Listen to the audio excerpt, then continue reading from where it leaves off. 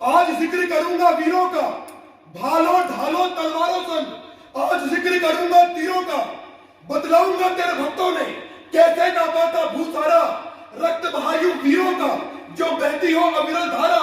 हाथ खड़क और ढाल लिए, भुजबल भी विकराल लिए। शोणित की तृष्णा शस्त्रों में रण तिलक सुसज्जित भार लिए। है समर रचाने आए वीर, आज रिद्धियों में महासाने। क्या बात है। कविता की पंक्तियां और कविता की भूमिका इतनी पृष्ठभूमि रख देता हूं मैं आपके आगे। पहले सर्वप्रथम बात कर ले महाकाल की। अभी हाल फिलहाल में शिवरात्रि निकली है, किस लिए मनाते हैं, किस उपलक्ष्य में मनाते हैं, जानते हैं आप सब? शिव पार्वती का विवाह हुआ था। बहुत अच्छी बात है। उनकी प्रथम पत्नी कौन सी? सती। देखिए ऐसा है, सती के पिता थे प्रजापति रक्ष। उन्होंने एक यज्ञ रखा था, यज्ञ का अनुष्ठान करा, उसमें सारे देवी देवता बुलाए गए। आपकी बहुत साधारण भाषा में बताता हूं मैं, कविता की पृष्ठभूमि समझे तो कविता को समझे। सारे देवी देवता बुलाए, बस जिसको इनवाइट नहीं करा, जिनको निमंत्रण नहीं दिया, वो थे महादेव। इस बात से जब माता सती रुष्ट हुई, वो सभा में आई, उस यज्ञ में आई, क्योंकि उनके पिता माता सती ने कि हो अहंकार से वशीभूत ने जिसको ललकारा है। अघोर कपाली पाखंडी कहकर जिसको दुत्कारा है। वह स्वयं रुद्र आलोक सोम श्रीकंठ सर्व संवादी है। मृगपति गौपति क्या बात है। शंभु अनंत अनादि है।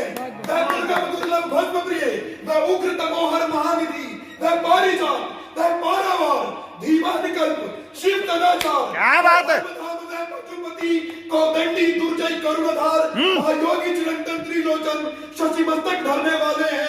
वह आज्ञाधर विरु चूड़ामणि शिवविष्ट स्वयं शिवालय हैं। हव्य हव्य द्रव्य पुष्कर विरूपाक्ष महेश्वर विष्णुदेव नदिधर गिरीश भूदेव कांत शून्य अनंत और कामदेव। वो सुब्रत सिद्धि ज्ञानवान, वो जगत पिता पटुवामदेव। वह जटाजूट कैलाशपति देवों के देव है महादेव। जिंदाबाद जिंदाबाद जिंदाबाद।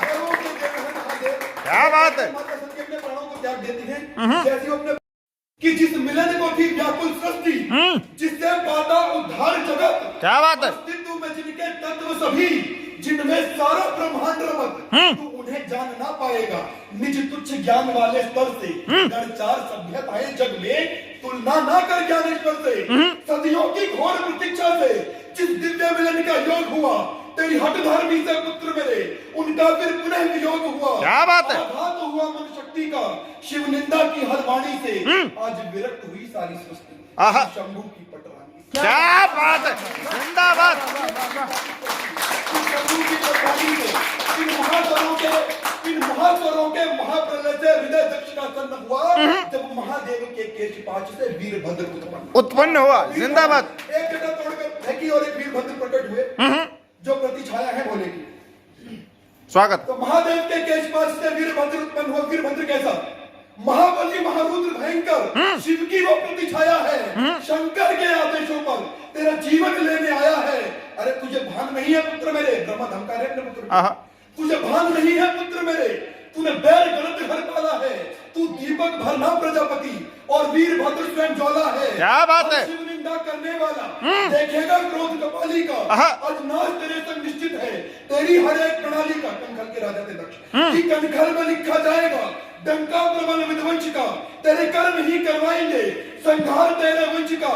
नरमुंड कट कर देह से आकाश में उड़ जाएंगे, रणकुंड तेरे वंश के नरमुंड से। क्या बात है। जिंदाबाद जिंदाबाद। अगली कविता वीर अनेकों पुत्र हुए, वज्र तलवार समक्ष शौर्य के अद्भुत भूत हुए। भुजबल में बल विकराल, काल में काल कभी जमदूत हुए। क्या बात है। देकर मान मही को मैदा के मजबूत हुए। दुर्गा का पास शीश शीश पर फूंक दे बाप की लंका जो। क्या बात है। धरा पर कपिराज वो रामचंद्र के दूत। क्या बात है।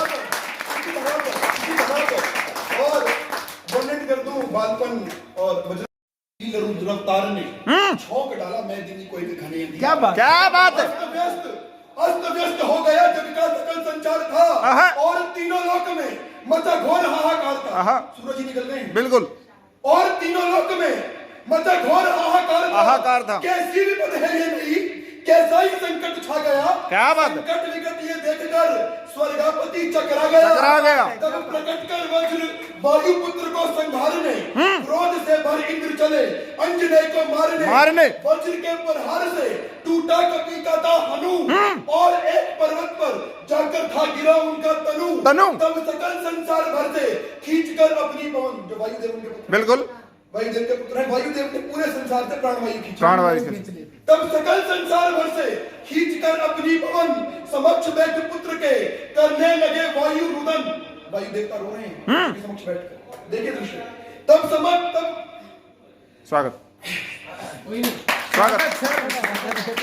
तब समक्ष बैठे पुत्र के करने लगे वायुर्दन।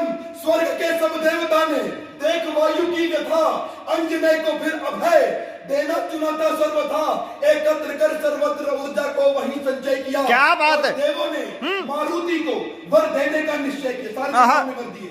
क्या वर दिए कि जल ना समा शक्ति से और ना चला शक्ति अनल, सूर्य से होगा तेज और वायु समान इसमें बल, ब्रह्मास्त्र भी बाधित करेगा ना इसे दीर्घकाल तक, यमदूत भी ना सकेंगे अंजनेय के लाल तक। क्या बात है। बल बुद्धि और सिद्धि से ये बालक युक्त होगा और नागपाश के भयंकर पाश से भी मुक्त होगा। वज्र को जिसने सहा वो वज्र सा बलवान होगा, विख्यात नाम इस कपि का विश्व में हनु। क्या बात है।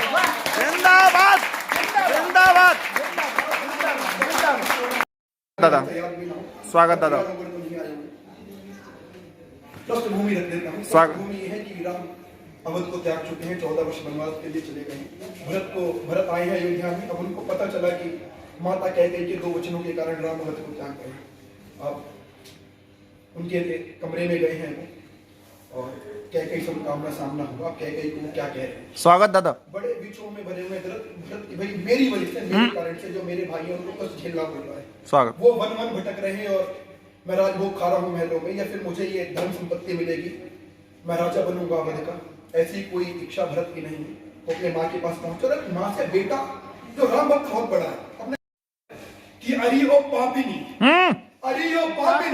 विषधारिणी नारी नहीं तू, माता के रूप में मुझको रही प्यारी नहीं तू, लालसा ने तेरी रघुकुल कलंकित कर दिया है, पिता महाराज की छाया से वंचित कर दिया है, जन्म तेरी कोख से पाकर अभागा हो गया हूँ, आज ग्लानि अनन में जल में आधा हो गया हूँ, बड़ी माता मुझे बड़ अंक में दुलारती थी, सौत तुझको नहीं बहन सदा वो मानती थी, राम भैया तुझे सर्वस्व अपना जानते थे, कौशल्या माँ से भी बढ़कर तुझे वो मानते थे। मगर रे पापिनी तूने ये कैसा छल किया है, वचन ये मांग कर रघुकुल को क्यों दुर्बल किया।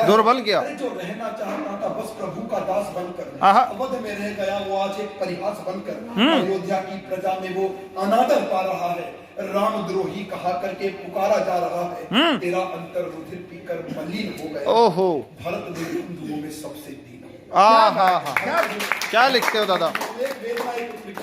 भरत बंधुओं में सबसे दीन हो गया। उनकी दूसरी स्थिति ये की कौशल्या माँ से कैसे मिल लेते हैं कि बड़ी माता को, कौशल्या माँ को मैं ये मुख दिखलाऊं कैसे, मेरा ना दोष कोई है भला बतलाऊं कैसे बतलाऊं जग को कि मुझे ना बोध कोई, प्रभु के भूप बनने में ना मैं अवरोध कोई, अरे भैया के बिना वैकुंठ ना स्वीकार मुझको, अयोध्या के अकंटक राज पर धिक्कार मुझको, अरे सुख बख्शिनी तेरी कोख का मैं क्यों, क्या लिखा है। रघुकुल को कलंकित जो करे वो दंश क्यों, तेरी कुक्षी में मैं आया क्या ये अपराध मेरा, इसी कारण अवध में हो रहा अपवाद मेरा, प्रभु को भेजने का वन जो तूने वर लिया है, क्या बात है, दुष्कृत्य ने सुयश मेरा सब और अंतिम प्रतिज्ञा लेकर आ गए हैं। क्या कहा उन्होंने सुनिए। स्वागत दादा। बहुत लंबी कविता है तो स्वागत दादा। तू जननी है मेरी, इस बात को स्वीकारता हूँ, इसी कारण मैं अब स्वयं को धिक्कारता हूँ, तेरे इस कक्ष में ना कभी भी आऊंगा मैं, तेरे आंचल में बीता बालपन भुलाऊंगा मैं, राजमाता का दर्जा तो